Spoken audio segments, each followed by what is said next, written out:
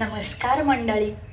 तर मराठी भाषेतील शब्दांच्या गमतीमध्ये एक शब्द अनेक अर्थ, यामध्ये आपण शब्द घेऊया लागणे. आता लागणे किती अर्थाने वापरला जातो बघूया. एखादी व्यक्ती झोपली आहे, आपण काय म्हणतो? डोळा लागलाय, डोळा लागणे. मार लागणे, बोलणे लागणे. एखादी व्यक्ती बोलली, मनाला लागतं. शब्दांचा अर्थ लागणे.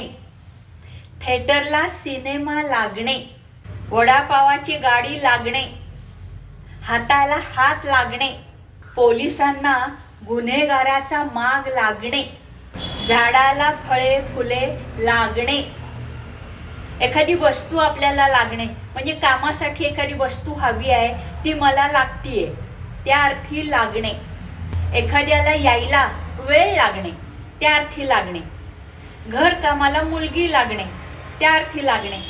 पंखा लागणे, पंखा लाव, त्या अर्थी लागणे, पंखा लागणे. अजून जेवताना काही हवंय का आपण विचारतो ना, काही लागतंय का, त्या अर्थी लागणे. एखादी वस्तू हाताला गरम किंवा गार लागणे, त्या अर्थी लागणे. भाजीला किंवा एखाद्या ह्याला वेळ लागणे.